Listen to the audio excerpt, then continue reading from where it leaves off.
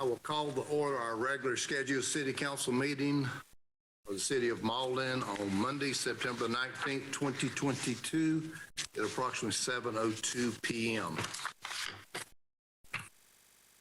Thank you all for being here.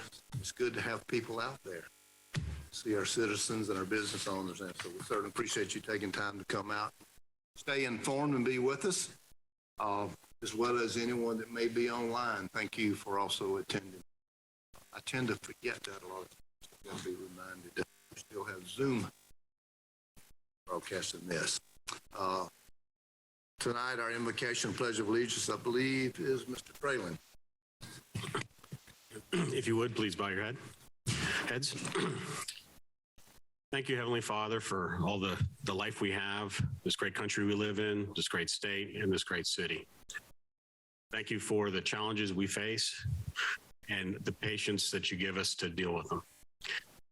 Please let tonight give us wisdom, give us honor, give us commitment to what we've all agreed to do here. Help us, Lord, as best we can. Amen. Would rise for the flag. I pledge allegiance to the flag of the United States of America and to the republic for which it stands, one nation, under God, indivisible, liberty and justice for all. Thank you, Mr. Fralin. One of the things I always forget, let the records reflect that all members of council are here, along with our city attorney, Mr. Dugan, and various department heads. We certainly appreciate you being here tonight.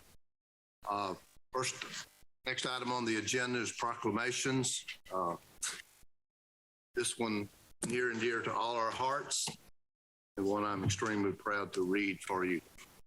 Whereas the Constitution of the United States of America, the guardian of our liberties, embodies the principles of limited government in a republic dedicated to rule by law.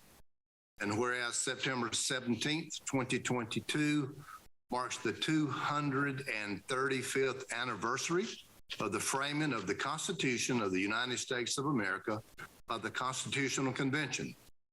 And whereas it is fitting and proper to accord official recognition to this magnificent document in its memorial anniversary and to the patriotic celebrations which will commemorate it. And whereas Public Law 915 guarantees the issuing of a proclamation each year by the President of the United States of America, designating September 17th through the 23rd as Constitution Week. Now, therefore, I, Terry Merritt, Mayor of the City of Mauldin, South Carolina, do hereby proclaim the week of September 17th through 23rd as Constitution Week, and ask our citizens to reaffirm the ideals of the framers of the Constitution the ideals the framers of the Constitution had in 1787, vigilantly protecting the freedoms guaranteed to us through this guardian of our liberties. And I'm proud to have a fellow Hillcrest High School graduate and a esteemed historian and teacher of history, Ms. Kathy Hubbard, to be with us tonight to accept this Constitution on behalf. Kathy, would you like to say anything? I know. I remember you in high school. I know. Good.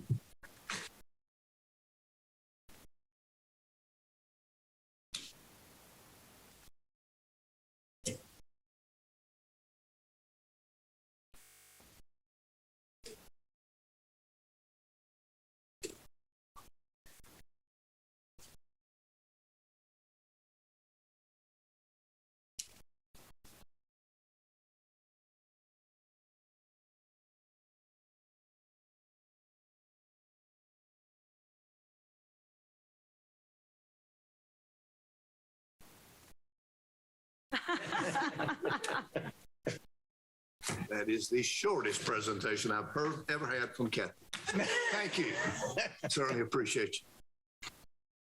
Also, before us tonight is a proclamation of whereas each year communities across our nation observe National Hispanic Heritage Month by celebrating the histories, cultures, and contributions of generations of Hispanic Americans whose ancestries came from Mexico, Spain, the Caribbean, and Central and South America. And whereas the observation started in 1968 as Hispanic Heritage Week under President Lyndon Johnson and was expanded by President Ronald Reagan in 1988 from September the 15th to October the 15th.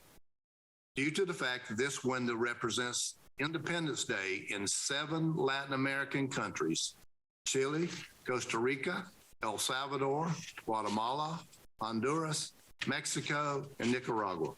And whereas this month we honor Hispanic and Latino individuals and cultures for enriching the fabric of our society and being a vital component of the rich diversity that makes South Carolina a vibrant and thriving community.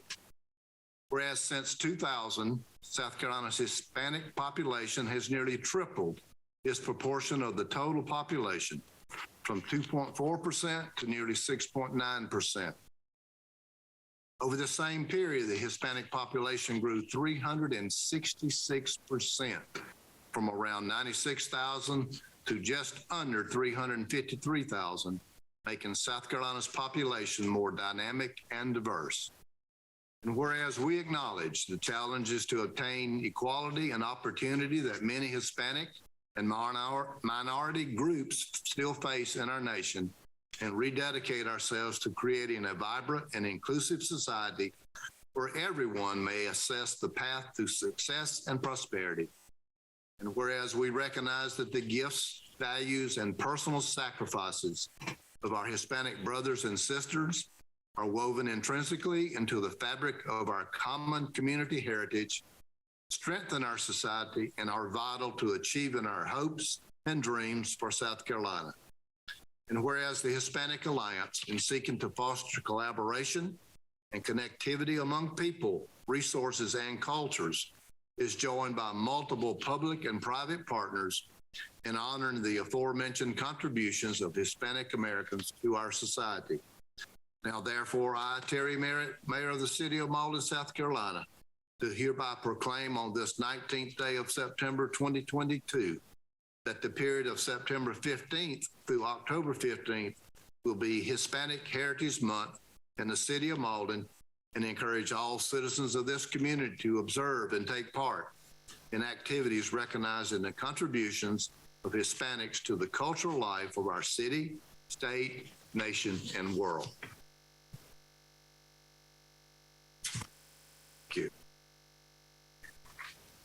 Next item, reading and approval of minutes. We have 4 sets of minutes. Before you should have received them in your packet on Thursday or Friday. Had a chance to read them. If it's all right with council, we will accept it by unanimous consent, pending any changes. If you would note any changes, additions, corrections before us tonight for these 4 sets of minutes of August the 15th. A special called council meeting August 26th, a special called meeting of September the 2nd, a special called meeting of September the 14th. We were busy in the month of September. Anyone have any noted changes? Okay, hearing none, any objections? We will accept the minutes as submitted by unanimous consent. Next item, public comment. I understand no one signed up for public comment. Okay. Our report from city administrator, our interim city administrator was out of the state on a different set of business and what may be with us tonight. Is David, are you doing a report?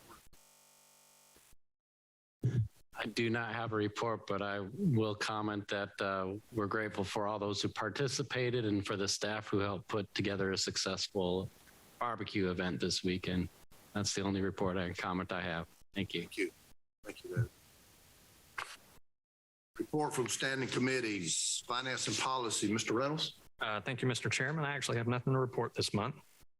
Sir. Thank you. Public safety, Ms. King.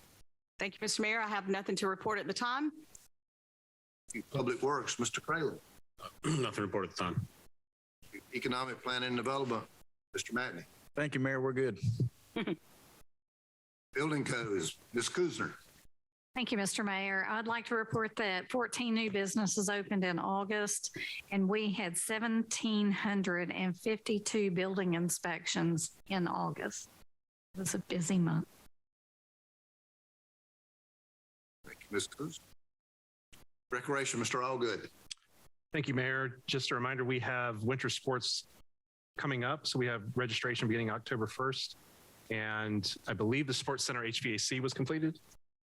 Yes. So that was a big undertaking that shut down the Sports Center for a couple of days, but everything is back up and running. That is all. Thank you. Good to hear. First order of unfinished business. Ms. Miller. We have two ordinances tonight. The first one is an ordinance to rezone property consisting of approximately 23 acres located at North Main Street and providing an effective date. And this is between Tommy's Snack Bar and CF Sour. Ready to be coming out of the Business Development Services, Ms. Kuzma. Thank you, Mr. Mayor. At this time, I'd like to make a motion to approve this on second reading. Ms. Kuzma, there's a motion for second reading. Is there a second? Second. Second for Mr. Matney. Any discussion? Ms. Kuzma. Thank you, Mr. Mayor. I'd like to request that the dedicated 6.7 acres for a future park to be constructed by the city of Mauldin be mostly left in its natural state, thereby creating a nature park. Thank you. Ms. Kuzma. Any other discussion? Hearing none, all those in favor of the motion for the rezoning at North Main Street between 602 North Main Street and 728 North Main Street on I-1 to RM, say aye. Aye. Aye. Those opposed, like sign. Hearing none, the motion carries unanimous. Next.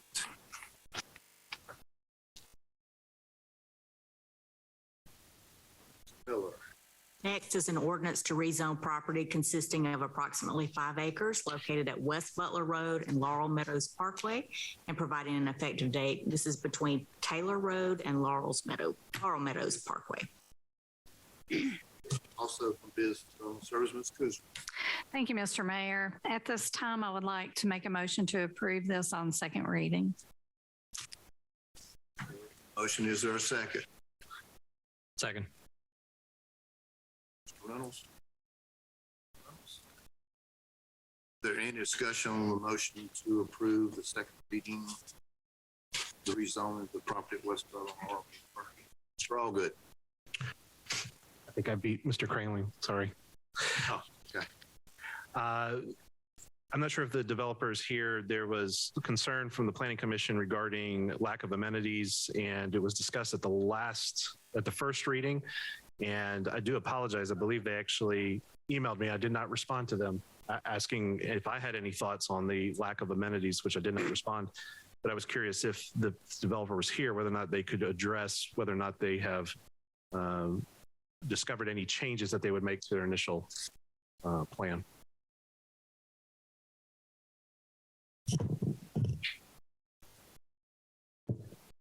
Austin Allen, Arbor Land Design here in Greenville.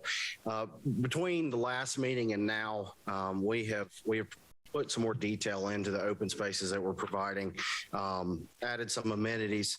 Those amenities include a fenced-in dog park, which is going to be right there at the corner of Taylor Road and West Butler Road.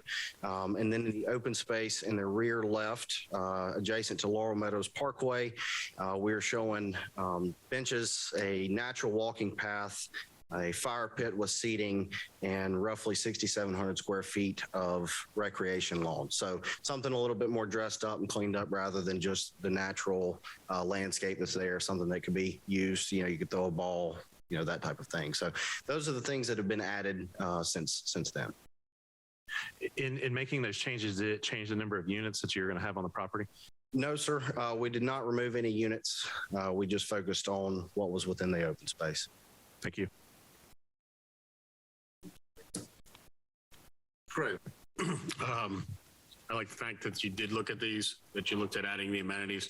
On this, I will be voting no, primarily because I just don't feel that Ashmore Bridge, the intersection there, can handle more traffic until South Carolina DOT takes care of that road. That intersection is crowded enough now. More people are going back to work, and this is an awful lot of homes. The only thing that'd be worse would be an apartment building on this road being added here. It's just too much. So I have to say, thank you. Schuster. Thank you, Mr. Mayor. This particular property was of concern to me. And I probably said this at the last meeting too, but I guess it had been on the market for a while for C2 to get some sort of commercial development there. And because that didn't happen. And then, but at the neighborhood meeting, the residents who actually live in Laurel Meadows would prefer this. And I guess that's probably the only reason that I'm okay with it, because they would have preferred to see this than some kind of commercial property. Thank you.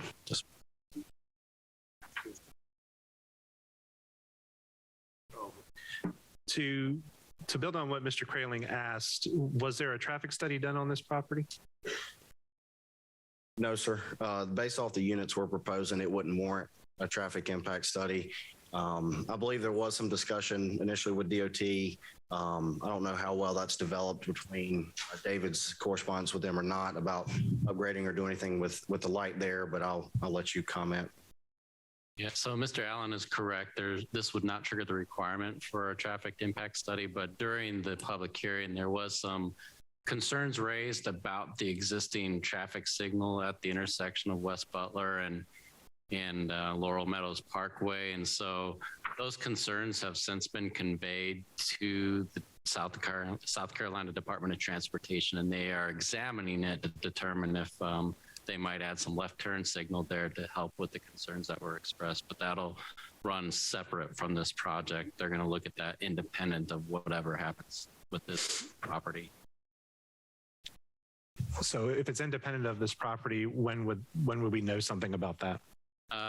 It's DOT, so I don't know.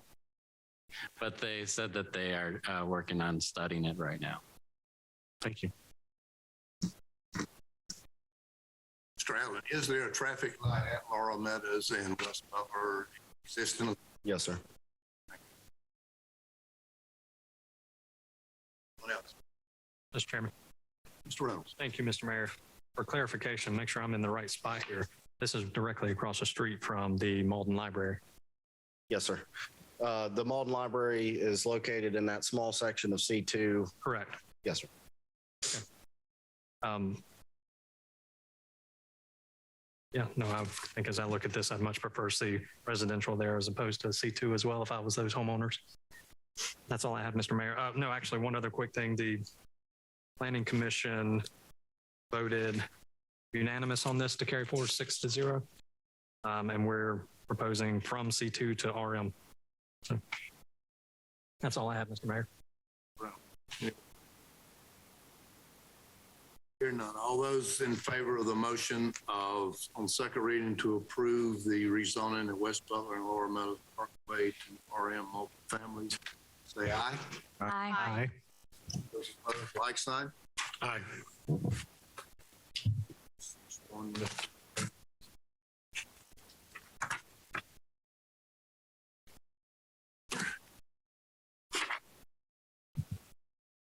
This is an ordinance for first reading, and it's an ordinance to rezone property consisting of approximately 5.8 acres located at 25 Old Mill Road. Also from building. Thank you, Mr. Mayor. So the developer or the owner of this property has requested to rezone from industrial to S1 trades and commercial services. It's approximately 5.8 acres. At this time, I will make a motion to approve this on first reading. Motion. Second. I'll second it.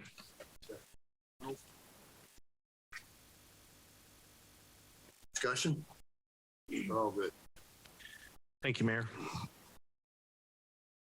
The last time this was brought before council, we were talking about a traffic study. It looks like we have the results of the traffic study in this, and it looks like there's some minor adjustments, minor improvements if some things got approved by SCDOT. And what I am seeing here is that SCDOT is saying that they will not be making those changes. I think you're one motion ahead. Am I one motion ahead? We're on page 38. My apologies.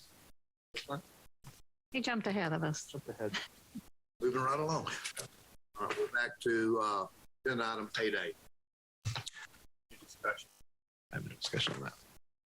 Hearing none, the motion for the rezoning of 25 Old Mill Road is for approval on first reading. All those in favor say aye. Aye. Those opposed, like sign. Hearing none, the motion is unanimous. Ms. Miller.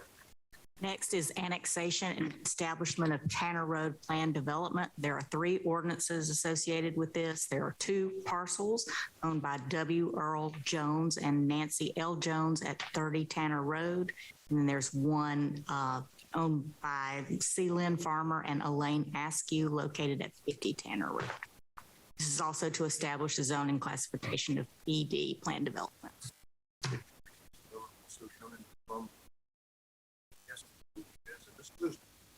Thank you, Mr. Mayor. So do we should take this tract by tract since they're different? Okay. So as for tract number 1 at 30 Tanner Road and owned by W. Earl Jones and Nancy L. Jones, this is approximately 0.9 acres. And I'll make a motion to approve this on first reading. Motion, is there a second? Second. Matt. Any discussion? Right. Oh, excuse me. Thank you, Mr. Mayor. Obviously, the traffic is a concern. I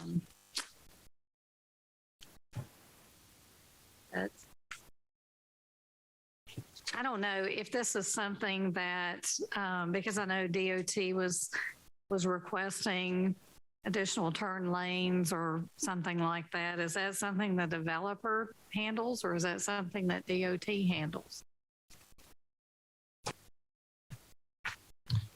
I'll let the applicant maybe clarify in just a second here, but briefly comment on that. That would typically be the responsibility of the developer as required by SCDOT. So SCDOT would review the traffic impact study that's prepared by the developer or the developer's traffic engineer.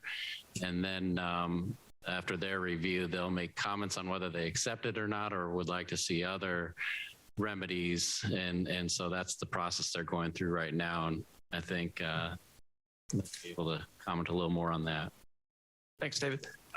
I'm Alan Reed. I'm a traffic engineer with Impact Designs, and I'm the engineer of record for the traffic impact study on this project. We initially made a submittal to DOT, and our initial proposal of mitigation was rejected. We are in discussions with DOT on some geometric improvements instead of just signal timing improvements, which we had initially suggested. So we're looking at an additional left turn lane on Verdon at Woodruff Road. And we've still are committed to doing the right turn signal improvement at Butler and Verdon. But those discussions are still ongoing, and we have not finalized the improvements at this point. Thank you. I have one more question, and it's not about the traffic, so I don't know if you can help me. My other question is, there's a line of trees on that property that abut Maple Brook Terrace. I'm just wondering if that buffer of trees will remain in place.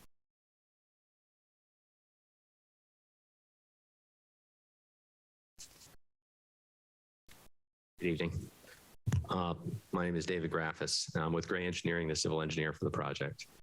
Along the southern property boundary, there will be some vegetation that will be maintained along there, but not the entire existing row of trees that are there now. Okay, because it didn't, when I passed by the other day, it didn't look like that it was very thick. It's not, it's probably 15, 20 feet wide. And so depending on the grading in the back of those proposed townhomes, we have the ability to save probably a dozen or two of those trees along that property line.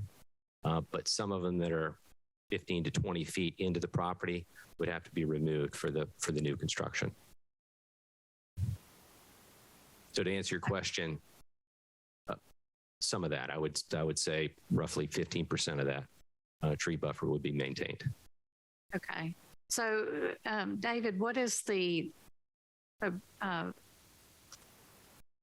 buffer is normally requested in our ordinance?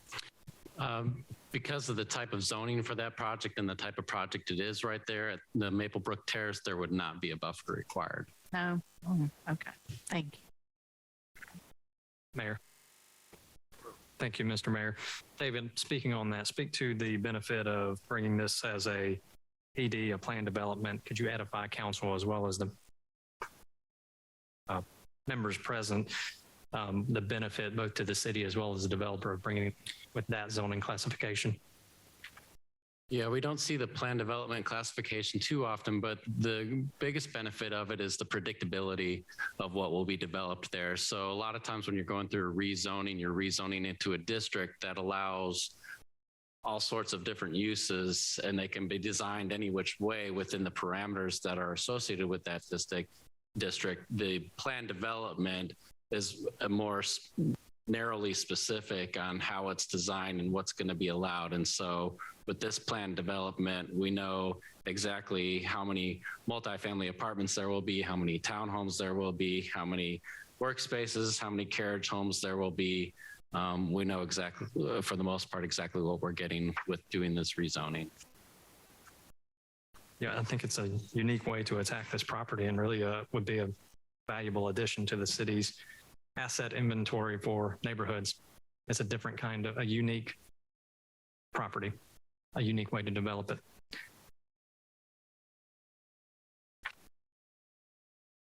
That's all I have, Mr. Mayor. Great.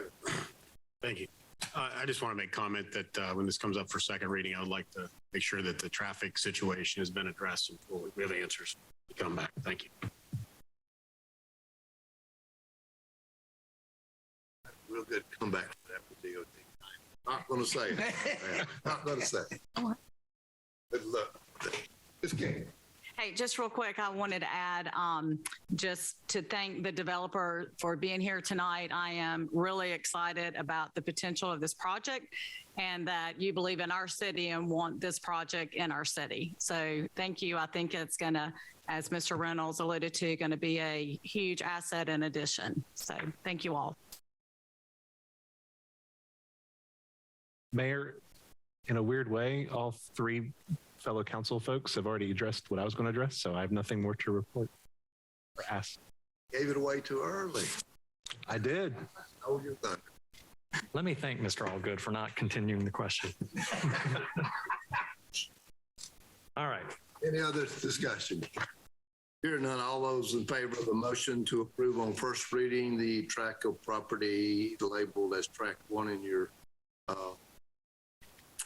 documentation from Mr. and Ms. Jones, say aye. Aye. Aye. Those opposed, like sign. Hearing none, the motion carries on tract.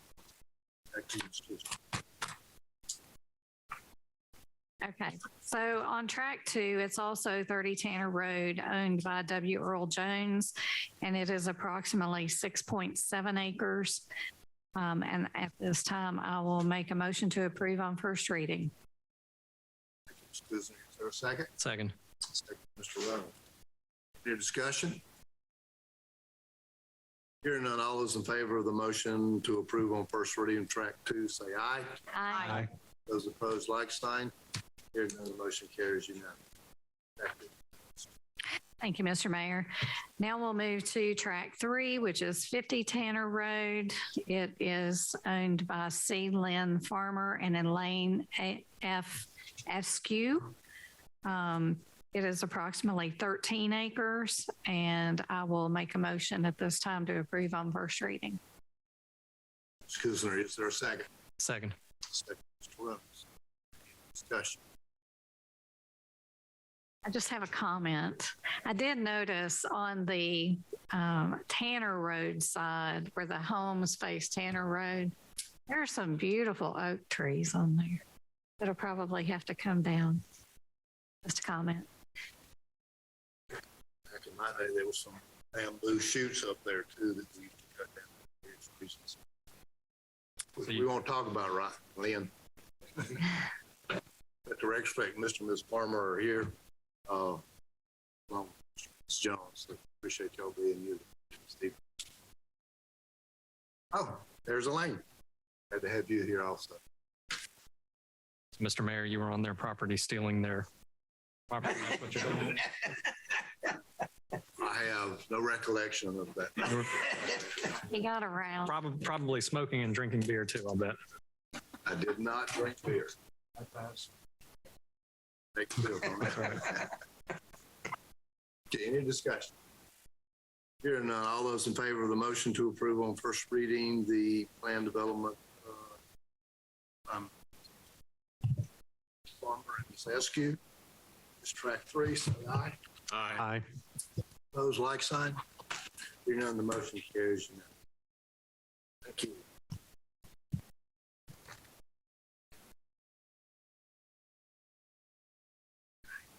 Next up for us, Ms. Miller.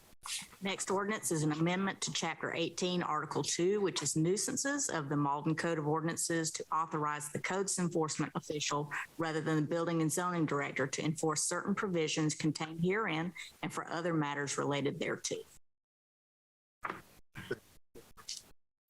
Yes, it also comes BDS. Thank you, Mr. Mayor. At this time, I would like to make a motion to approve this amendment, to Chapter 18, Article 2.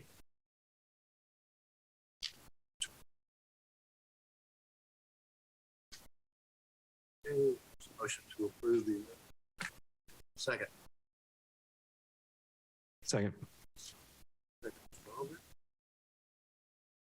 Any discussion? Hearing none, all those in favor of the motion to approve the amendment on Article 2 as stated by Ms. Kuzner, say aye. Aye. Aye. Opposed, like sign. Hearing none, the motion carries.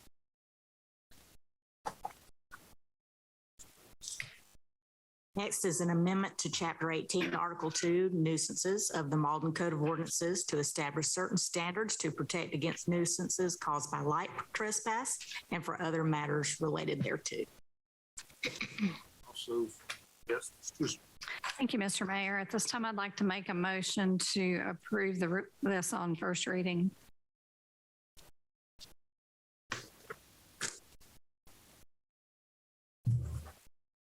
For a second.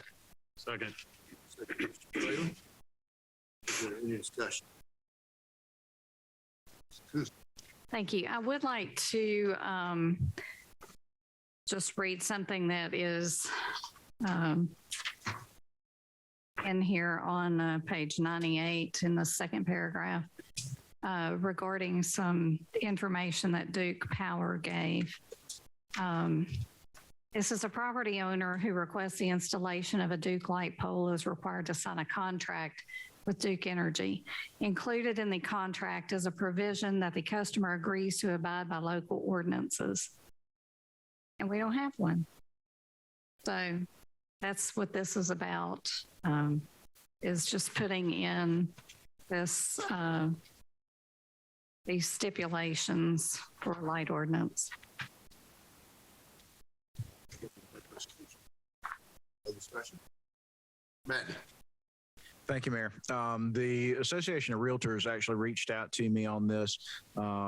They worked with the city of Greenville to kind of to craft their light ordinance. So I would like to invite the Association of Realtors and any other interested stakeholders between now and second reading to provide input on the proposed ordinance and make sure that we do what we can to get it right.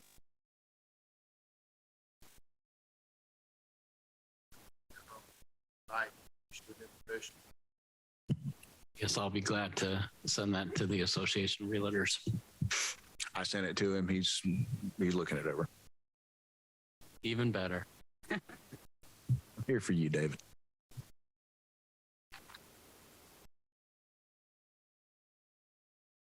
Okay.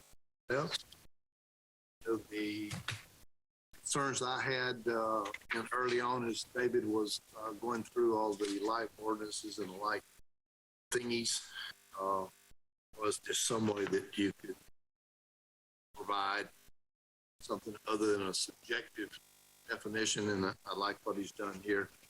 And Duke Energy provided significant input on what could or could not be done and what they've done in the past. Defer to the experts of Duke Energy. Yes, doing it. Anyone else? All those in favor of the motion to approve on first reading the light trespass ordinance, say aye. Aye. Aye. Those opposed, like sign. Hearing none, the motion carries. First reading. Next ordinance is to amend Chapter 20, Article 1, General Fire Prevention and Protection of the Mauldin Code of Ordinances regarding open burning. Rest is just kidding. First, I thought you had the wrong K. So you have the ordinance for first reading in your packet. There was some late discussion related to page 106.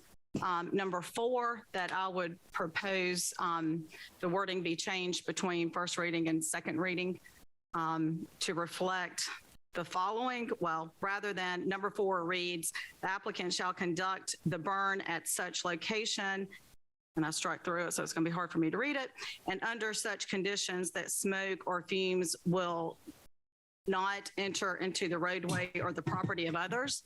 That would be almost, I think I got it. Thank you, Mr. Matney. Almost impossible to enforce. So it's being proposed again between, or we can just add it for tonight, but the wording be rewritten before second reading to read, the applicant shall conduct the burn at such location in such a matter that controls the smoke or fumes that would impair visibility or breathability. And then continue with the rest. That was also, Chief McCollum was included in that discussion, and he's okay with the change of that verbiage as well. So having said that, I'll make the motion to amend the standards for the open burn as on first reading.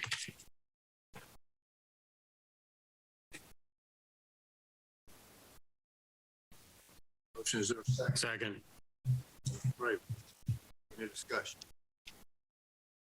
Ms. Kuzner. It's not really about the amendment. It's just more about the open burning. And I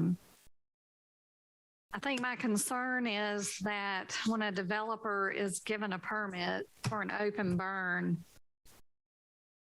and they came before council and said that they wouldn't conduct these burns on windy days, and yet they did it anyway.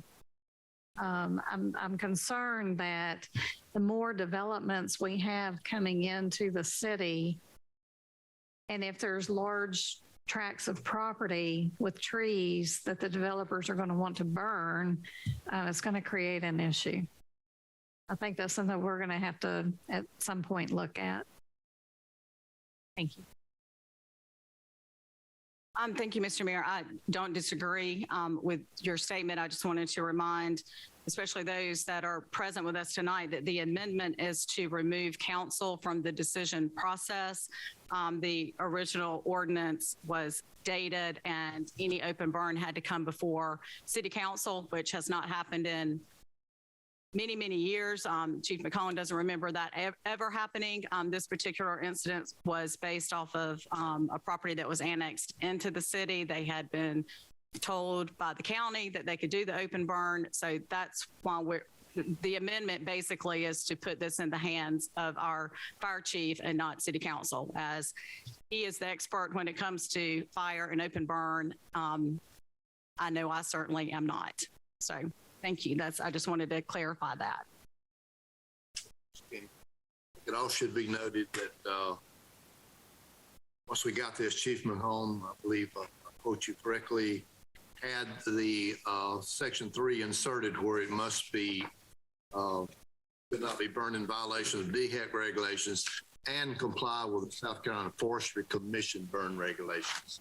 So he is very familiar with that. And I think he also found, Mr. Deere, we encourage any open burns. If you're in the city limit already, it's basically bulldoze it down and chip it up and haul it off.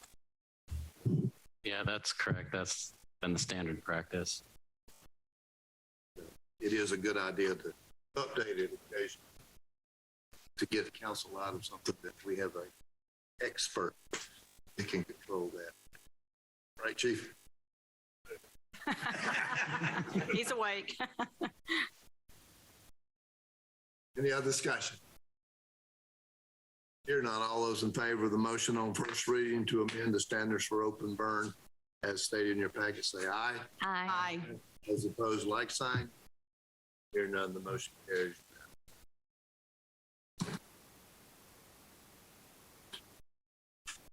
Item 4.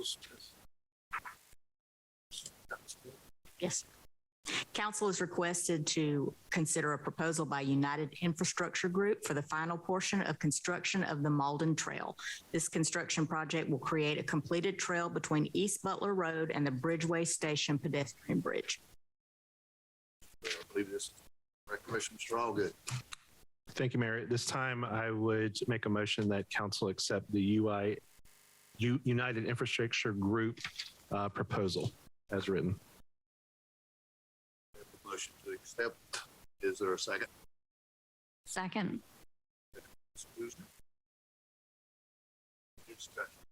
Maggie. Thank you, Mayor. I don't know who can answer the question right now. Obviously, the trail section needs to be completed. We've said that. We understand what the not to exceed is, but have we identified the funding source yet?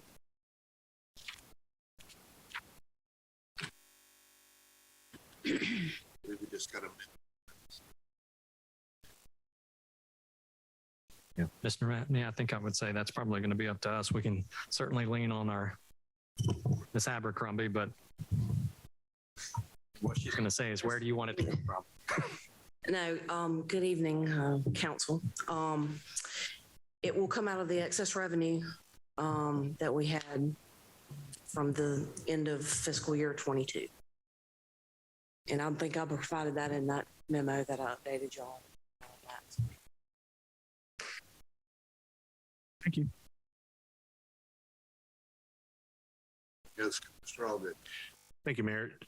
Just to recap everybody on where we stand with this, we originally given an option to do an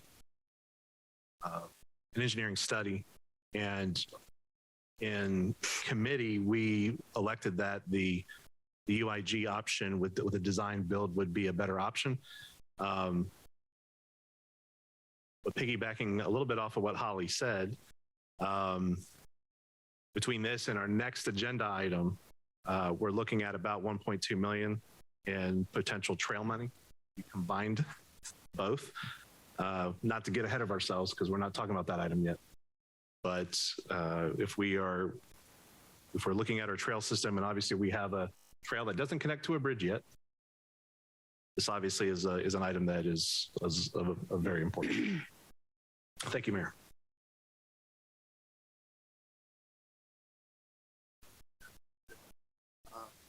Any other discussion? Here none, all those in favor of the motion to accept the United Infrastructure Group's design and build proposal amount exceed $231,000. Say aye. Aye. Those opposed, like sign. Hearing none, the motion to accept carries.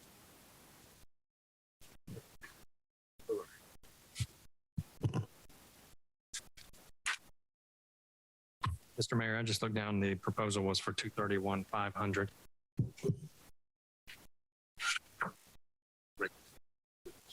Not to exceed 230.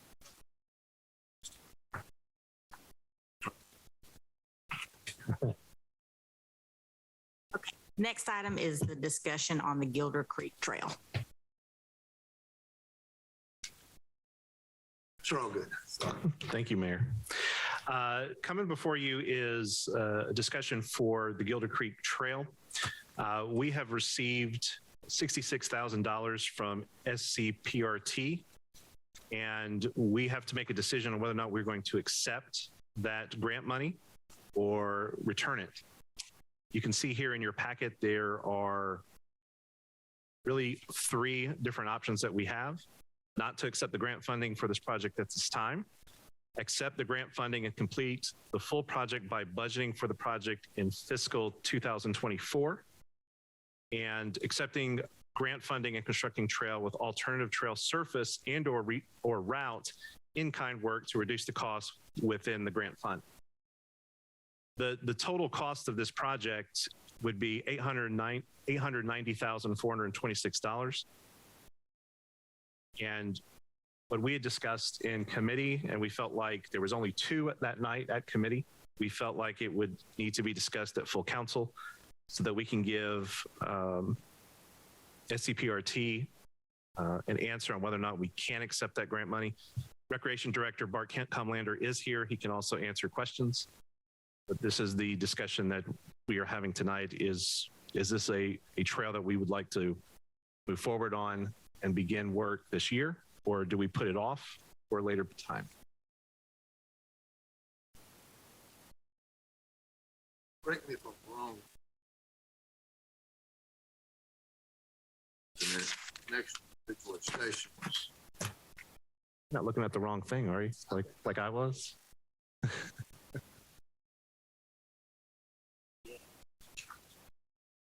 Yeah, there was 2 8F and 8F.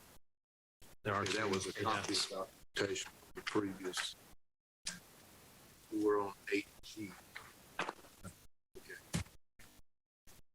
That wasn't legal counsel. Okay, so your motion was? Thank you for clarifying. I don't think I actually made a motion. I just started talking. I would like to make a motion that we open for discussion on the Gilder Creek multi-use trail, Gilder Creek multi-use trail. Okay, have a motion to open discussion, the Gilder Creek Trail. Is there a second? Second. Ms. Kuzner?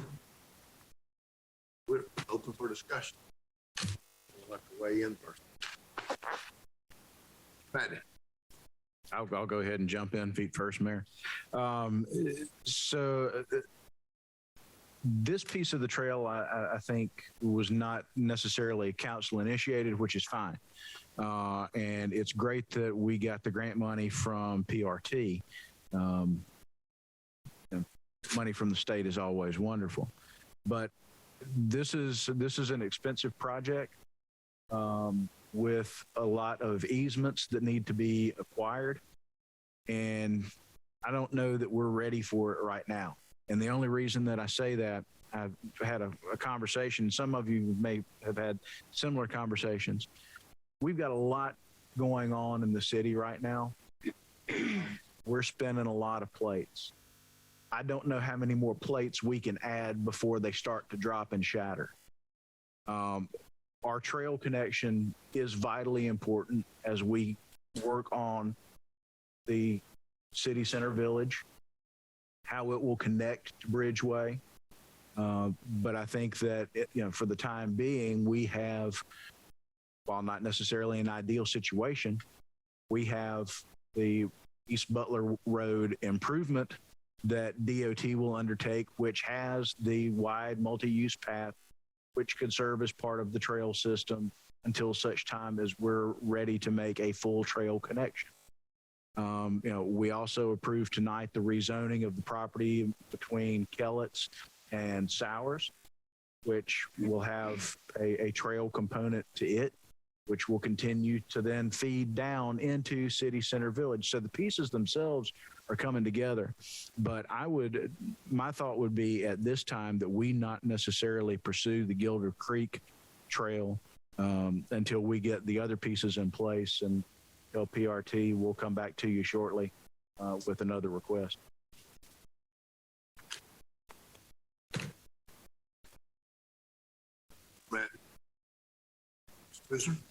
I agree with Mr. Matney. I just think $890,000 is a lot of money. And like you said, we've got a lot that we're doing right now.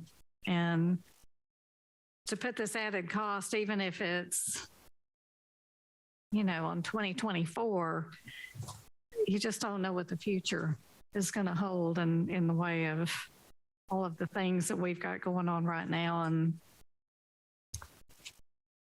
I agree.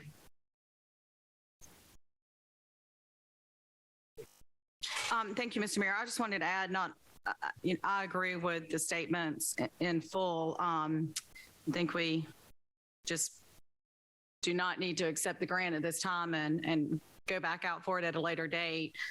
I'm concerned not only with the cost, but the time frame. Even if it's something that we had budgeted for, I'm not sure that we could meet all the criteria in the time frame that has been outlined. So for me, I feel more comfortable with staff moving forward and finishing what we have going now before undertaking another project. There's a lot, I think, that would go along with this project that could be problematic. Thank you.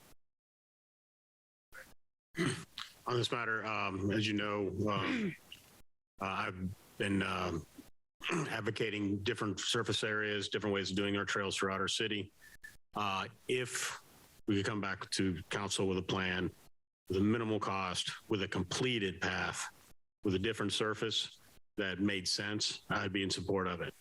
Without that, though, I agree with the other comments here.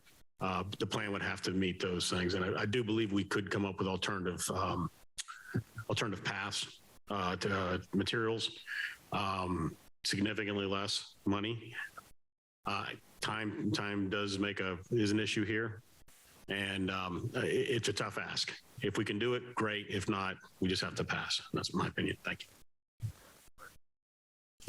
I'll be quick, Mr. Mayor. I think I'd just like to say thank you to staff, either previous or present, who had the vision and forethought to seek out grants for what I think could be an admirable project for the city, just not necessarily at this time. That's all I have, Mr. Mayor. Thank you. I agree with the general sentiment of all the council tonight. I would just, let's be sure we don't lose sight of our previously stated goal to establish our trail segments from our city-centered, walkable downtown village northward into ICAR to tie in with the city and county's Swamp Rabbit Trail segments. Earlier tonight, we talked about the townhome section in the back of Kellett's, which was going to have a trail segment. That's one piece. There's multiple property between here and, let's say, the ICAR campus behind St. Francis, right on the other side of Forrester. We need to concentrate. We've been talking about it for years. I would ask us not lose sight of that going up there. Also along this one, Dave and I and Mr. Lehman sat in with a large group of people from South Carolina DOT, various departments. And the consensus there was East Butler Road, building a better Butler Road as defined by South Carolina DOT is still under discussion with the various departments of DOT as to how they're going to build the bridges over Gilder Creek that would tie into the property that we currently own in between the townhome sections. They don't know yet which way they're going to go. Any trail we was to try to build could end up being removed by them. They changed the elevation of their bridge there. So I think it would be a good idea to kind of give thanks to Mr. Allgood and Mr. Kumalander for the promptness on the grants. I think it could be better we would reapply at a future date when we're ready for that alternative trail segment.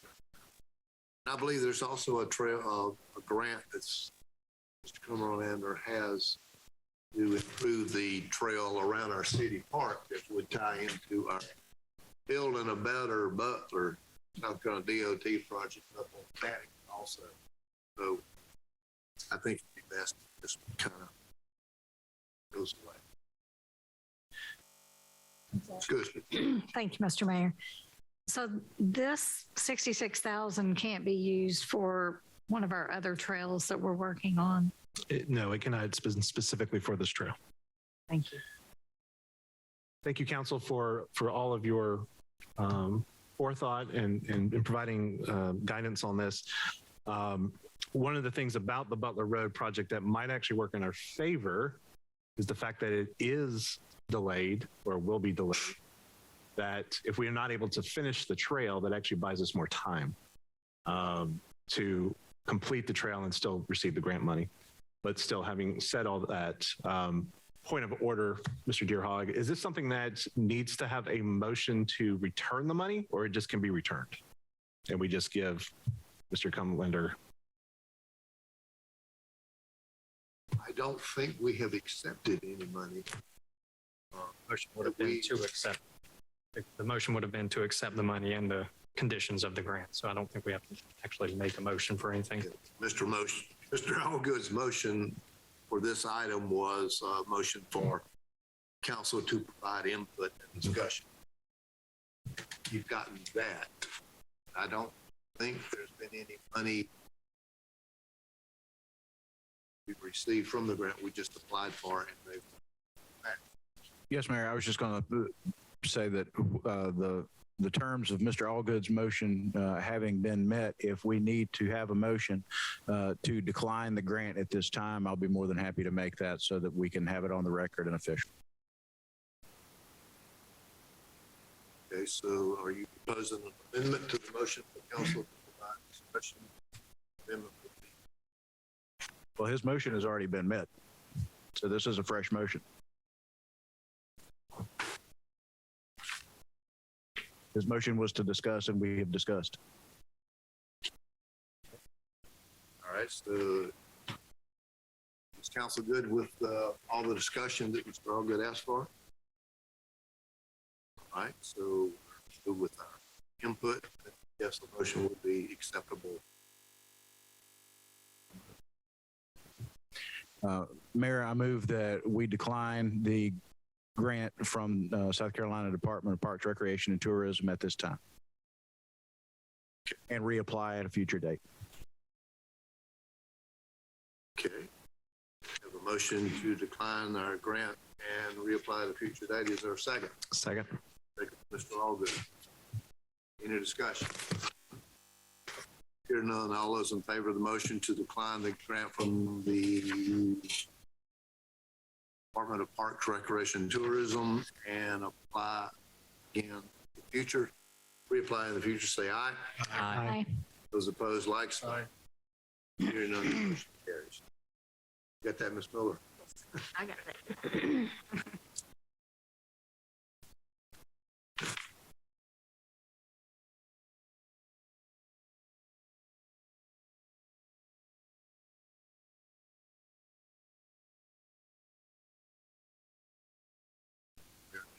To H. So, This item is to award a bid for the upfit of the K-9 vehicle to Unique Lighting Solutions in Spartanburg. Ms. King.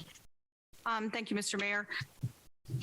Even though this was the only bid that was received, when we went out to bid on this item and on the next agenda item as well, we have used Unique Lighting Solutions to upfit our vehicles in the recent past and before that. So I would make the motion to approve the bid with Unique Lighting Solutions for K-9 vehicle upfit. Thank you, Ms. King. Motion, is there a second? Second. Mr. Reynolds, discussion. Here Hearing none, all those in favor of the motion to approve the bid for the upfit of the K-9 vehicle unique lighting solutions, say aye. Aye. Aye. Those opposed, like sign. Hearing none, the motion carries. Back to you, Ms. The next item is to award a bid for the upfit of police vehicles to Unique Lighting Solutions in Spartanburg. Thank you, Mr. Mayor. I will so move on Ms. Miller's statement for the approval of the bid for the police vehicles to Unique Lighting Solutions. Motion, is there a second? Second. Discussion. Matty. Just a quick question for the chief. Will disco balls be included? Little ones. I think it would go good with a little twirly thing on the fire in front of our fire engines too. Don't forget, that's right.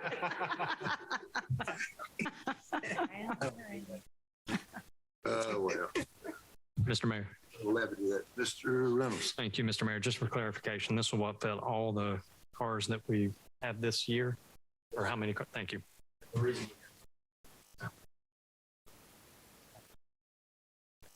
Perfect. Thank you, Chief. Thank you, Mr. Mayor. Piggyback on that, the police cars we have received are the ones we're going to purchase through the capital budget of 2023. This upfit of the police vehicles is for the ones we're going to receive in 2023 capital, or the ones we received, the remaining ones we received from last year's 2023. Got all that. Good. Thank you for that clarification, Mr. Mayor. Any other discussion? Hearing none, all those in favor of the motion to approve the bid for the upfit of the police vehicles to Unique Lighting Solutions, say aye. Aye. Those opposed, like sign. Hearing none, the motion carries. Back to you, Ms. Miller. Next is the Police Department Record Retention Schedule. Ms. King. Thank you, Mr. Mayor. So this motion, well, the request came out of committee, the way it was brought to committee as a 5-year retention. Between committee and last week, it came to our attention that the city's overall policy for non-police employees is a 7-year retention. I reached out to legal counsel and was told that it was not viewed that this is something that needed to go back to committee to change the 5 years to 7 years for the retention, so that we mirror what the city retention policy is for non-police employees. I was told that it was a friendly change. Therefore, if it would be council's pleasure, I would like to make the motion to pass the record retention schedule of 7 years for the Mauldin Police Department. And for motion, Ms. King, for the approval of the retention schedule for, I guess, for the Mauldin Police Department for 7 years. Second? Second. Second, Mr. Craylin. Any discussion? Yes. Okay. Hearing none, all those in favor of the motion to approve the retention schedule for the Mauldin Police Department for 7 years, say aye. Aye. Those opposed, like sign. Hearing none, the motion carries. Council is requested to approve a memorandum of understanding with the Department of Juvenile Justice. Ms. King. Mr. Mayor, this is a annual memorandum that we pass.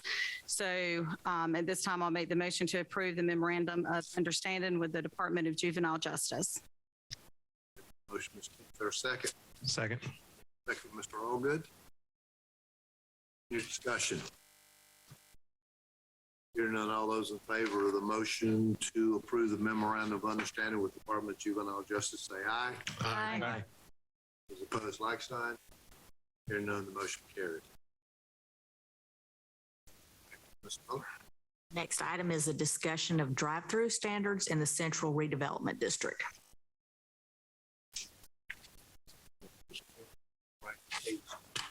Excuse me. Thank you, Mr. Mayor. At this time, I'd like to make a motion for, to have full council give input and also discussion and then send this back to committee.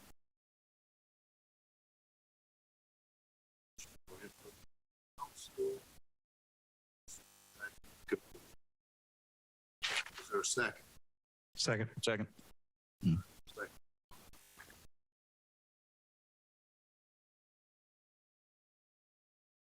Discussion. Excuse me? Oh. Was anticipated. Oh, well, okay. Well, I'll make a I'll start the discussion then. I just was concerned about, I know that we do have some drive-throughs, and that I would think it would be okay to go ahead and keep the ones that we have and the one that is coming at the pickup window, and then the drive-throughs that we do have already. But to really take a look at, do we want more in our central redevelopment district?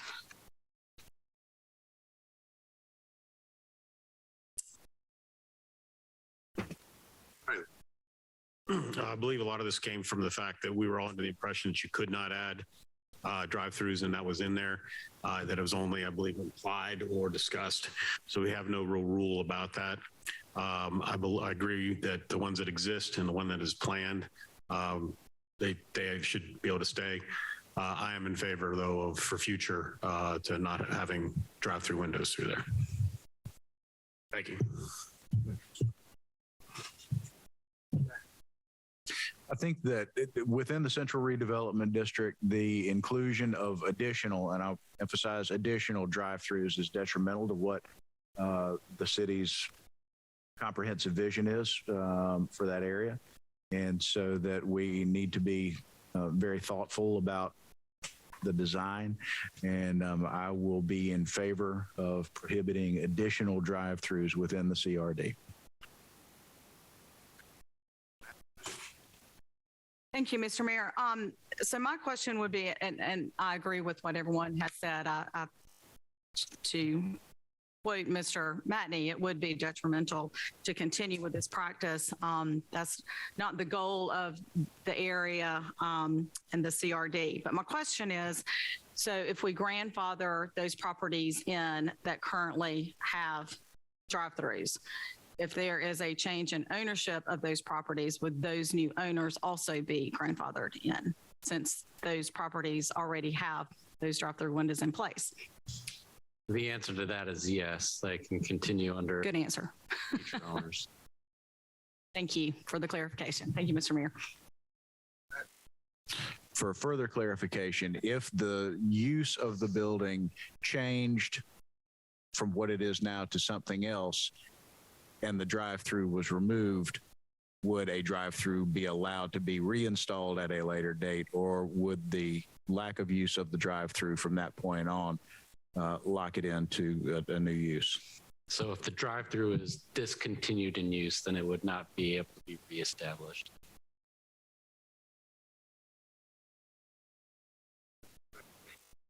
Just one question for clarification. If the building was, say, to be torn down, be rebuilt, they could not rebuild it with a drive-through. How would that fall? There is a provision for non-conforming structures that if they are, let's say, damaged by fire or something like that, some other act of God, that they can be reconstructed in their existing footprint or as they were formerly constituted. So that would be included as that. But if it's willfully going through the process of tearing down the whole building and starting over, then generally it would not. Thank you. Excuse me. Thank you. Okay, so on page 138, under the options, one of the options that I would agree with is to the ones that are existing, that they're not eligible for any kind of expansion. So they wouldn't be able to have double lanes coming through a drive-through.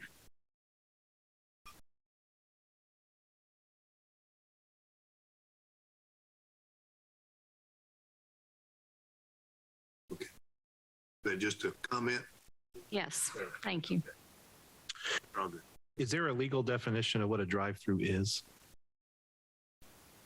We haven't established that in the ordinance, so when we go through and propose the draft language for this ordinance, we would definitely include one for that. I think it would be important that we make sure we establish what that would be. For example, within this district, we know we have a car detail shop, which in theory, cars drive in and they drive out. Probably not a drive-in or drive-through, but we would probably want further clarification on that. I also like the idea of pedestrian pathways, item B under 2, making that not just for the central business district, for the CRD, but also perhaps looking at that as a universal policy throughout the city. In terms of restricting drive-throughs, I'm not sure where I'm at on that altogether, because I think if we do really focus in on what pedestrian pathways would look like with drive-throughs, we could still perhaps have drive-throughs that we might have regulations to the point where it might attract businesses that we would want and still have a successful drive-through that is not inhibiting what we intend to for making a pedestrian-friendly environment.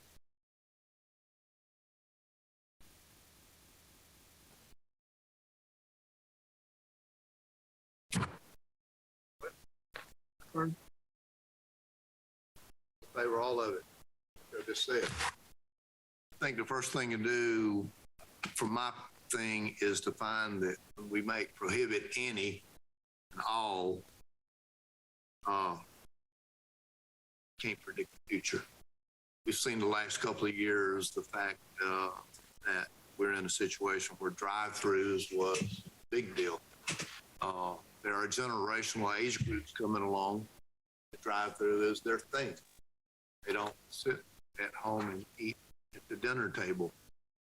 I'm not making a broad all or any. I'm just saying I've seen the change in my own family as to where we eat at. And the dining room table doesn't seem to be the most frequent place. A lot of, if you look at the trash cans that are piled up high with takeout boxes and stacks, you understand that it is a drive-through generation in a certain regard. So I think if we start in our CRD and we get that defined in our area, then we can go out other areas into our city and begin to update our ordinances and everything else. But to me, it's problematic. I, for one, first heard it. Yes, we don't want any drive-throughs in our CRD. And little by little, we've already allowed 1, 2, or even 3 of them type thing. So I think we could still accomplish that with making 1 and 2. And to me, if we have our new Jenkins Court, then we have the 90-degree angles that tie back into 276 that would feed into our city center and our CRD area. We wouldn't want drive-throughs that would enter from any of those streets, Jenkins Court or the parallel or the perpendicular border. But if there was a way that you could enter from a closest lane to the curb going north on 276 and come in there, place an order and drive around the building and go back out without crossing the pedestrian area and go back out on 276, that ought to be a consideration. To me, it's right turn in, right turn out, 276. If you're touching the 90-degree road from 276 to Jenkins Court, you can't come in and out on those side roads. And in Jenkins Court, you cannot come in and out of it. Wherever it ends up tying in East Butler. I think 1 and 2 with the super smart guy we got in the BDS department to have us to consider that and never say never. Hopefully I've talked enough to totally muddle it up. You don't really understand. We'll just have to look for that smart guy that you're talking about. I'm sure where he is. I was always seeing the glare. For the record, I never understand what you're saying.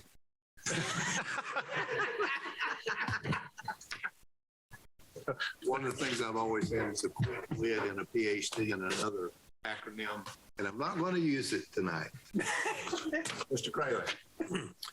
For the record, if I understood what you said, I'm going to say I somewhat disagree with that. I think it needs to be kept simple. To come back to us to say that we're going to restrict future, as we discussed previously. And if somebody does come something with we hadn't thought of, we can address it at that time. I think this council is open-minded enough to say, hey, we didn't think about this, and we might make a change at that point. Until then, I think we just restrict it. Thank you. Thank you, Mr. Craylor. Just one more. So along with drive-through, we need to also make sure that it references pickup windows. Thank you.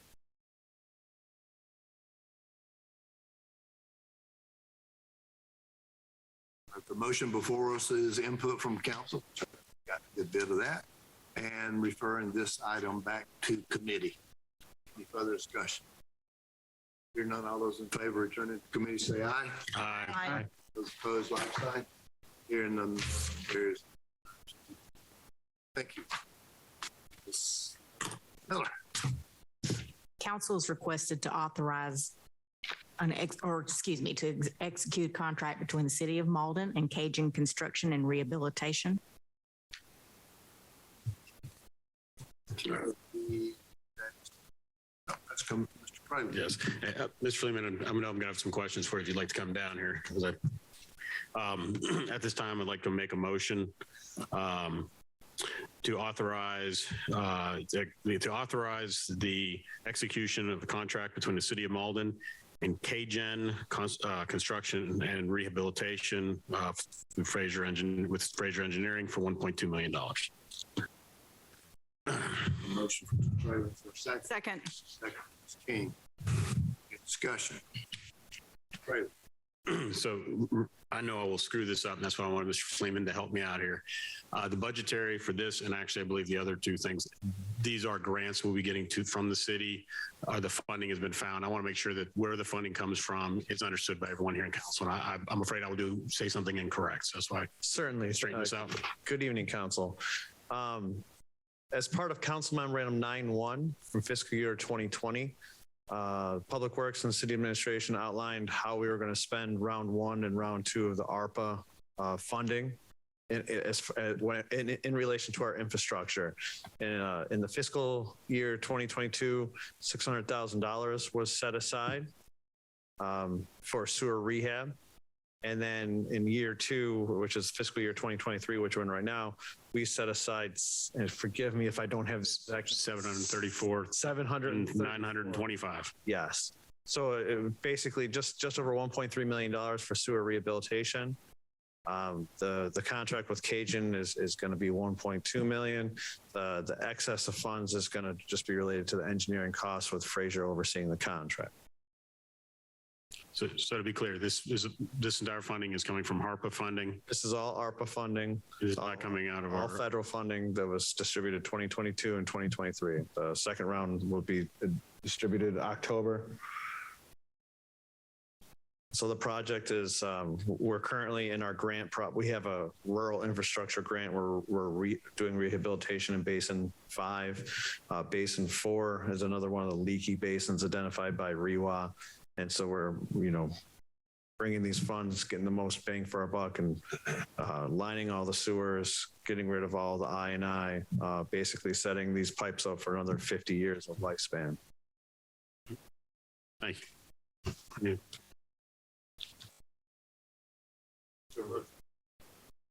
Oh, I'm sorry. Add to that, yes, that's a not to exceed $1.2 million. Could you please add that to the motion? Motion to amend. Second.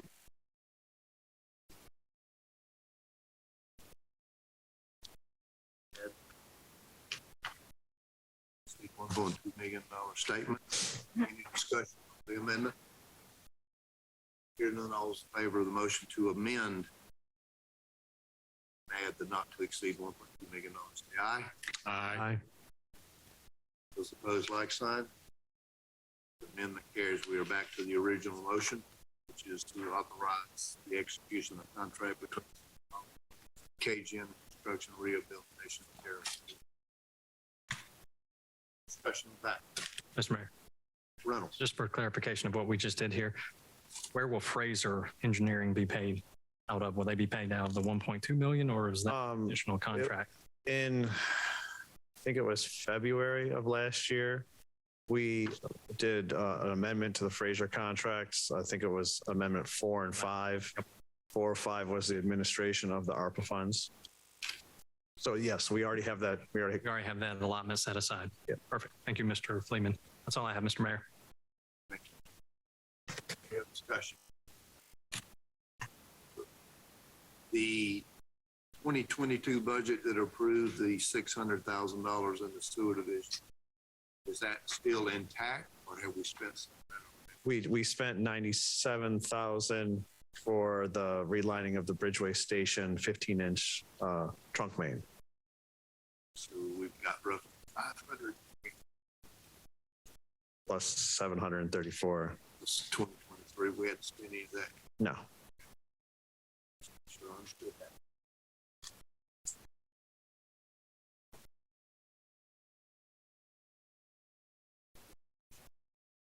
Hearing none, all those in favor of the motion to authorize the execution of contract with the City of Mauldin and KGN Construction Rehabilitation Care of Fraser as amended, not to exceed $1.2 million, say aye. Aye. Aye. Those opposed, like sign. Hearing none, the motion as amended carries.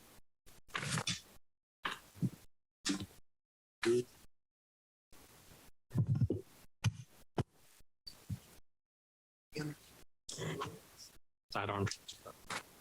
Next is authorization is requested to purchase a sidearm trash truck using the remaining funds available from the FY 2023 capital purchases.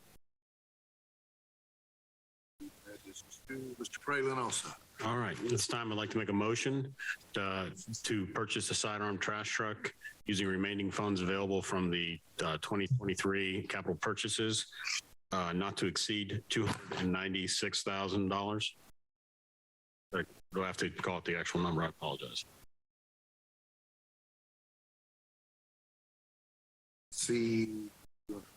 Okay, not to exceed $295,441.68. We have a motion, Mr. Pralin. Is there a second? Second. Who's that? Strong. All right. Any discussion? Matt. Thank you, Mayor. As we transition to the side loading trucks, I want to make sure that we don't lose ultimately we're in the customer service business, and I want to make sure that we don't lose that customer service. I know that we just got transitioned, 2 weeks ago in our neighborhood to the side loaders after having the rear load since the beginning of time.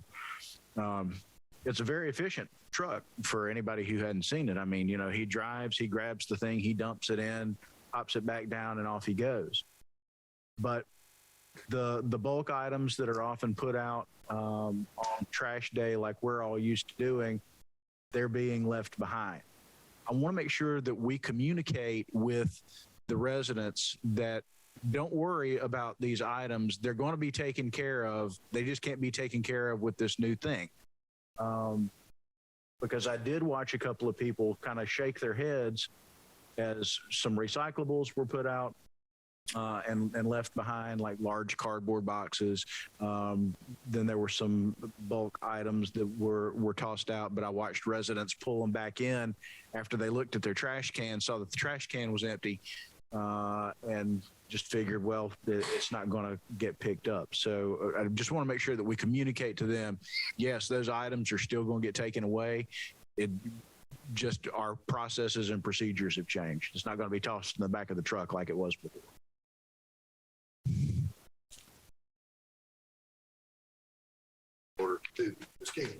Thank you. And Mr. Fleeman, you can address this better than I, but the sidearms, they do not pick up the recycling, correct? No, they don't. The cardboard boxes would never go in the back of the trash truck. They go in the recycling truck, which is still a rear loader. I can't speak to why a resident will pull back cardboard boxes. And right now, the way that we're running it is that the trucks are more efficient, and once the route is over, they cycle back to pick up the bulk items. Some residents will go, and I'm going to speak with Jeannie about doing like a social media blitz to get a little bit more people more educated. We have door hangers, we have stickers on the cans, but just for them to be aware, it's going to be a learning curve that we'll be right back and we'll get it. And it is a learning curve, and I too have told residents, don't panic. We'll come back and get that. It's just not going to be in the same run. So again, thanks for what you and your department do to serve our residents. You do a fantastic job. Thank you.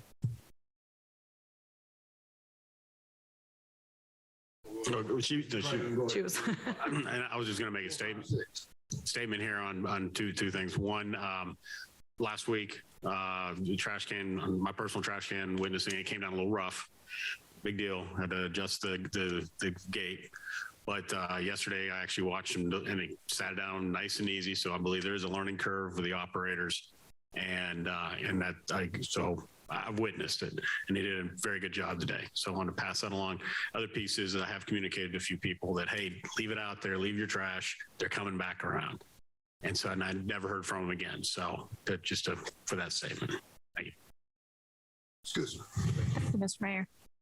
So my question is, if you're sending someone around to pick up like my grass clippings, is that not creating more manpower, more gasoline? With the rear loader, we had guys riding on the back.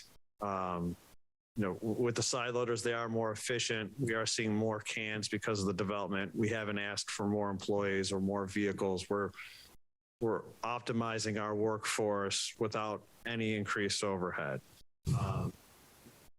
Even before with crews, we cycled back with bulk. Just some of the items, whether it be electronics or couches or what, we've always had that follow behind. Grass clippings is one of those things where no one likes picking up because the bags break every time. But you don't know what's in it. It usually smells like dog feces, but okay.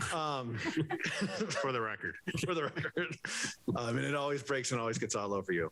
No, but we haven't seen. We've been able to actually accommodate over 1,000 more houses without any extra trucks or employees, and we've downsized the need for inmates or temporary employees. So we've been actually able to do it less. Okay. Well, so my other question is, when do they cycle back around to pick up the bulk? It just depends on the trash day. I mean, a lot of these guys now, to give you an idea, when we had the guys riding on the back, a typical trash route, they would finish about 2:30. I have guys finishing now about 1 o'clock. So they're shaving about an hour and a half off of the trash route. And the bulk pickup doesn't even take an hour. Okay. And so are they making a record of where it is, or are they just going back through all the neighborhoods? No. That's how they used to do it. The way they do it now is they record each address with bulk items. Okay. And so we actually have written records. And then we are quick in getting the bulk because they're not driving around the city like they used to. Okay, great. Thank you. Thank you, Mr. Mayor. Just one other point to discuss here. This came about because we had 2 leaf trucks as well as 2 grapple trucks in the budget. As Mr. Fleeman started pricing those out, they became more than what the budgeted amount we had for them. So stepping back, and this would basically be a reserve truck, probably pretty quickly used though as we grow. But moving forward into next budget year, I suspect we'll be looking at a leaf truck / grappler potentially for next budget year. So just bear that in mind as we move into next budget year. Potentially. We actively would you like me to respond? I'm sorry. I don't want to seem rude, but we actively compile and work on our 10-year capital improvement. The next grapple is 3 years away. Same with the leaf truck. Whereas actually next year is a very light year for public works. So, Well, I'm sure everybody else will appreciate that because you've had the bulk of it for the last few years. So, and we very much appreciate it. no, but these trash trucks are a substantial investment in efficiency for the city and certainly for the future of the city. So I appreciate the forethought to reallocate these funds to something that'll help efficiency. That's all I have, Mr. Mayor. Personal note, I kind of like watching the side load by kind of thing. And once he dumps my trash can, sets it down, gets out of the truck and picks up the bags of my grass clippings, throws them in there, gets back in the cycle back up. My grass clippings are adjacent to the trash can, so he's not missing them because they're further down my yard or up another driveway or something like that. So That's what it is. I appreciate he does know who I am. But no, I didn't. This is different guys. So, okay, good. So they know where I live. And so does Dr. McPhail. I appreciate that. But yeah, okay. Enough of that then. But I appreciate him taking my grass clippings and reloading the car. Mr. Fleetman and I have conversations every week for 7 years that I've been on council. Here, PW has been the deer in my headlights, and the improvement we've had and the level of service we're doing. It's a job well done. That makes you're right. Appreciate that. Well, thank you very much. 3 years, and I finally got a compliment from the gentleman. Just those you got another 2 years to go. So we're good. Just real quick for the, also, I believe they did know you were the mayor that your grass clippings would end up in your hot tub. So just putting that out there. Any other discussion? Here none, I'll oppose in favor of whatever this was. A motion to purchase a sidearm trash truck with the remaining funds of not to exceed $295,441.68. Say aye. Aye. Those opposed, like sign. Here none. Thank you all. Ms. Miller. Authorization is requested to approve Task Order 2 with KCI to provide stormwater asset inventory, on-call GIS services, stormwater modeling, grant assistance, and a citywide stormwater master plan. Thank you. Mr. Fraley. At this time, I'd like to make a motion to approve Task Order 2 with KCI to approve stormwater assets inventory, on-call GIS services, stormwater modeling, grant assistant, and citywide stormwater master plan, not to exceed $411,600. Fraley, I have a motion. Is there a second? Second. Second. Ms. King, any discussion? Hearing none, all those in favor of the motion to approve Task Order 02 with KCI to provide stormwater asset inventory, on-call GIS services, stormwater modeling, grant assistance, and a citywide stormwater master plan not to exceed $411,600. Say aye. Aye.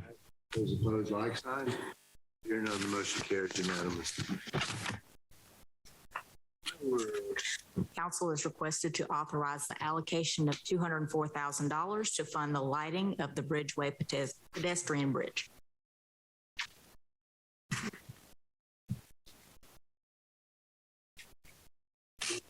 Mayor, I'd like to go ahead and call up Mr. Charles. You overlooked that. I'm going to go ahead and call Mr. Charles up, ask if he would provide us with a couple of words, because there was one question that we asked of him last time that I would like for him to answer. But at this time, I want to move we authorize the allocation $204,000 to fund the lighting of the Bridgeway pedestrian bridge. Thank you, Mr. Patty. Is there a second? Second. Second, Mr. Cleveland. Any discussion? Thank you, Mayor. There was I asked Mr. Charles a question during our last meeting regarding funding, specifically with there being a change in pricing from the white lights. Was there also a change from the color light option? And he was good enough to very quickly get an answer to that. So I'd like to just go ahead and put that out there right now. JR. Yes, absolutely. So the question was, where did the cost savings come from the original bid? The explanation that was given in the packet was that the cost savings was on the coring that was proposed originally by the contractor, Emory Electric in this case, was going to be somewhere around $40,000, I believe is what it was. And UIG was able to come in and do that for 10. And so the savings was on the coring of the structure, not say the lights. So maybe I misrepresented or misspoke when I was giving my original report, but that was where the savings came from. So, but I did ask Ms. Rowe with Hughes Investments if there was still a potential savings for colored lights. And she said, no, that actually there are no savings on colored lights. In fact, the costs have gone up since he originally had that bid. So no cost savings, Mr. Matney. Thank you, Mr. Charles. So that brings us back to our white lights.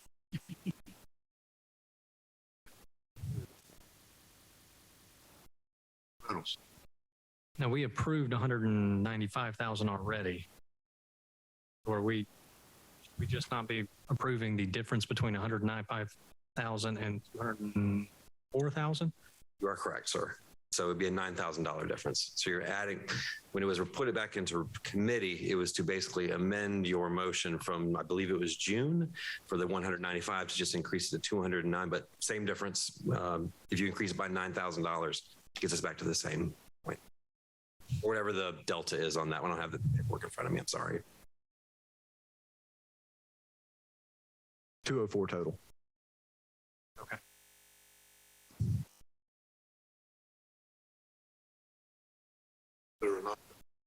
Yes, there was.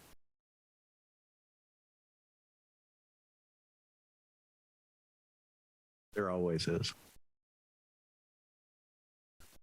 No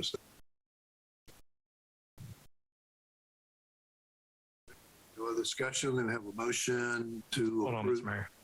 Walk me through this one more time. So we approved 195,000. What's happened since then that we now need to approve 204,000? The motion that you made for 195,000 was an estimate at that time. It was presented as an estimate. And so Ms. Rowe, in her due diligence, went through and got a final bid from Emory Electric. And so that's where we're bringing this final total of 204,000 because it was presented as an estimate. Now final cost was given. And so we're asking for the approval of that final cost. Okay. Estimate. So from my point of view, if we've already approved 195, we only need to do the additional amount. If we do a 204,000 as presented, then we're approving $400,000 in lighting. Am I wrong in that? I would say that you could look at it either way, but the item as presented is based on the 195, amending it for the difference between the estimate and the final cost. So instead of 195, we're approving 204, which includes the additional funds to bridge that gap. Perfect. So Okay. we can either.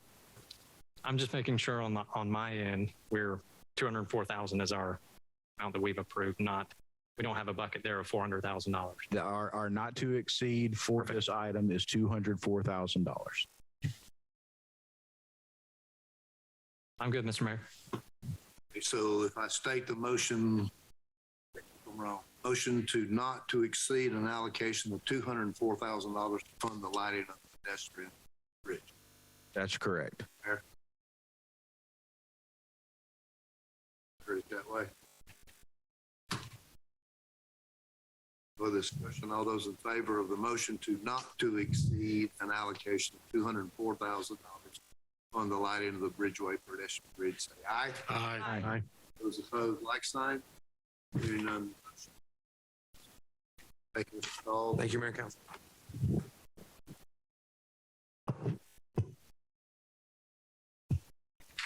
You want me to go ahead and jump into the next one, Mayor? Unless Ms. Miller wants to get steps. You good? I'm good. I'm good. I got it. move that we authorize allocation for funding for landscape architecture services for Jenkins Street and Jenkins Court, and using Studio Maine LLC at a cost not to exceed $6,000 to develop the landscape architectural design for the Jenkins Court, Jenkins Street construction project. I have a motion for Mr. Matney, is what he just said. Is there a second? Second, Mr. Crayley. Is there any discussion of what Mr. Matney just said? Hearing none, all those in favor of the motion of the allocation of funding for landscape architecture services not to exceed $6,000 for Studio Maine LLC to develop the landscape architecture design for the Jenkins Court, Jenkins Street construction project, say aye. Aye. Those opposed, like sign. Hearing none, the motion carries as presented. Next item is coming to us via the committee of the whole via the informal method. What's the pleasure of council? Motion to consider informally. Ms. King to consider informal. Is there a second?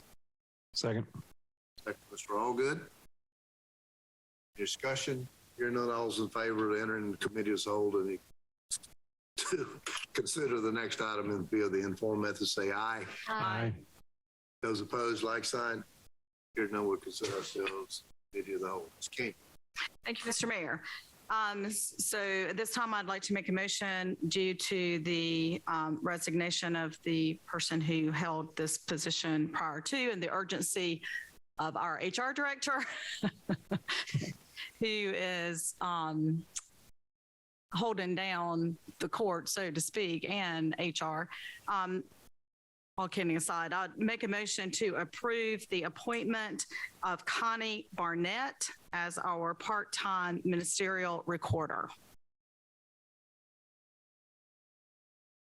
We have a motion for approval of Ms. Barnett as part-time ministerial recorder. Second. Second. Mr. Crayley. Any discussion? Hearing none, all those in favor of the motion for approval of Ms. Barnett as ministerial recorder, also known as part-time, say aye. Aye. Those opposed, like sign. Hearing none, the motion carries. Yeah. We are now back to our second public comment. Anyone signed up? No one signed up. It would be this council have an objection to a suspended or public comment. All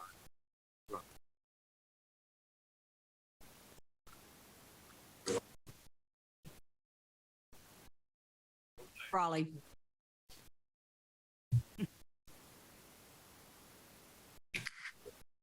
I'm so glad the council did not take us down the rabbit hole tonight.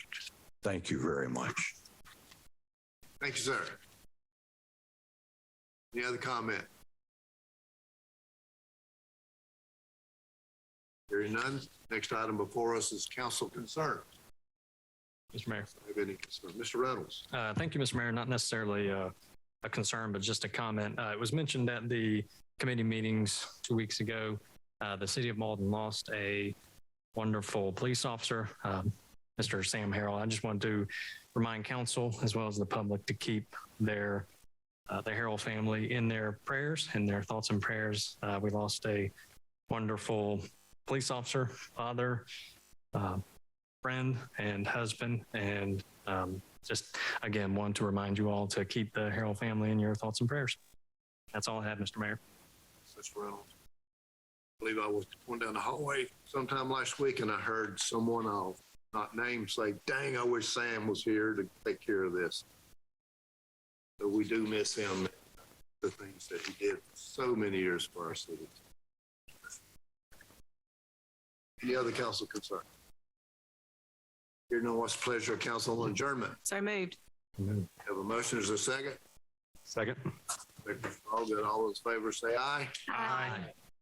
We are adjourned at 8:47.